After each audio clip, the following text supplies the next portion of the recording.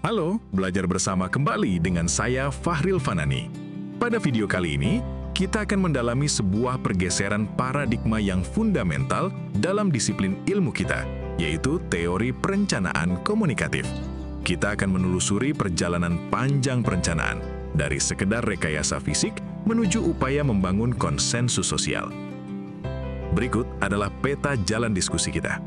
Kita akan memulainya dengan meninjau runtuhnya mitos rasionalitas teknis, menyelami landasan filosofis Jürgen Habermas, membedah pemikiran tokoh kunci, mempelajari metodologi praktis, hingga mengkritisi teori ini dalam konteks Indonesia. Mari kita mundur ke pasca Perang Dunia II. Saat itu, dunia perencanaan didominasi oleh paradigma Rational Comprehensive Planning atau RCP. Perencana diposisikan sebagai teknokrat yang netral, seolah memiliki mata dewa yang mampu melihat masalah kota secara objektif dan menyelesaikannya dengan metode positivisme yang kaku. Namun memasuki dekade 60-an dan 70-an, krisis ini mengalami krisis legitimasi. Terbukti bahwa klaim bebas nilai adalah mitos. Setiap garis yang ditarik di atas peta adalah keputusan politik yang menguntungkan satu pihak dan merugikan pihak lain. Kegagalan proyek urban renewal yang justru memperparah masalah sosial menjadi bukti bahwa pendekatan teknokratis memiliki keterbatasan fatal.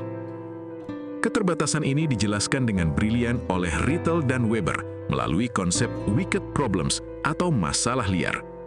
Berbeda dengan masalah matematika yang jinak dan punya solusi benar atau salah, masalah perencanaan kota seperti kemiskinan atau ketimpangan tidak memiliki formulasi definitif.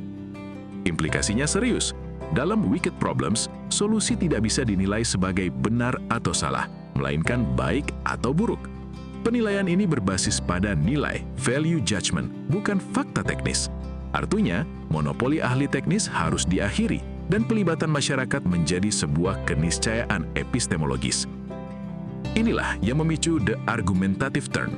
Perencanaan bergeser dari rekayasa fisik semata menjadi proses pembentukan makna atau sense-making. Bahasa dan komunikasi kini dilihat sebagai instrumen utama dalam mengkonstruksi realitas sosial dan masa depan kota. Landasan filosofis teori ini bersumber dari pemikiran Jürgen Habermas. Ia membedakan dua jenis rasionalitas. Pertama, rasionalitas instrumental yang berorientasi pada efisiensi dan dominasi, khas teknokrasi. Kedua, rasionalitas komunikatif yang berorientasi pada pencapaian kesepahaman atau mutual understanding antar subjek yang setara. Habermas memperingatkan kita tentang kolonialisasi dunia kehidupan. Bahaya ketika logika sistem, yaitu uang dan kekuasaan birokrasi, menjajah interaksi sosial warga. Dalam perencanaan, ini terlihat ketika partisipasi warga yang tulus digantikan oleh prosedur birokrasi yang kaku dan formalitas belaka. Untuk melawannya, Habermas menawarkan konsep normatif, situasi tutur ideal. Sebuah kondisi komunikasi yang bebas dari distorsi kekuasaan, di mana satu-satunya paksaan yang berlaku adalah kekuatan argumen yang lebih baik.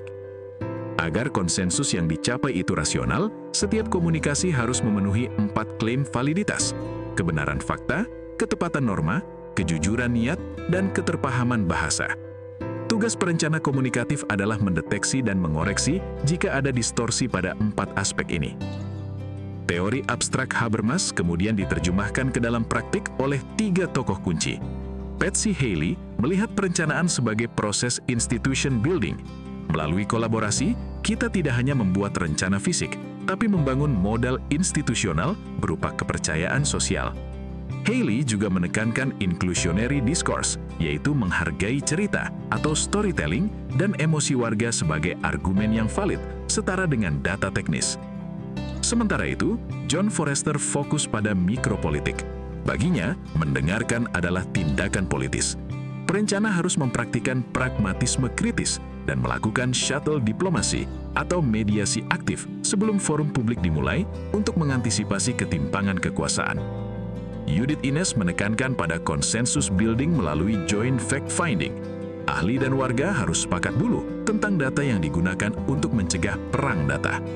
Ines membedakan antara kompromi yang sekedar tawar-menawar dengan konsensus yang merupakan solusi algain hasil pembelajaran sosial.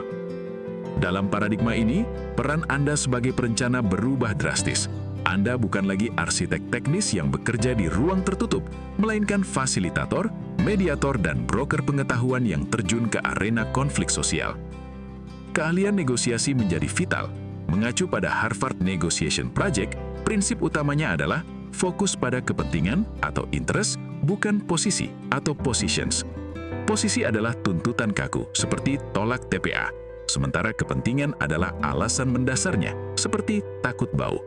Perencana harus bisa menggali kepentingan ini untuk mencari solusi kreatif. Metode partisipasi pun harus inklusif, menghindari public hearing searah. Ini krusial terutama saat menangani konflik NIMBY, di mana transparansi data dan empati menjadi kunci resolusi. Namun, teori ini tidak lepas dari kritik. Ben Fleetberg menggunakan perspektif Foucault, mengingatkan tentang realitas gelap kekuasaan. Komunikasi tidak pernah steril dari kekuasaan. Seringkali kekuasaanlah yang mendefinisikan apa yang dianggap rasional. Perencana yang naif berisiko menjadi idiot yang berguna bagi status quo, di mana forum konsensus hanya menjadi alat kooptasi untuk membungkam kritik. Chantal Mouffe juga mengkritik obsesi terhadap konsensus. Menurutnya, memaksakan konsensus berarti membungkam suara dissent.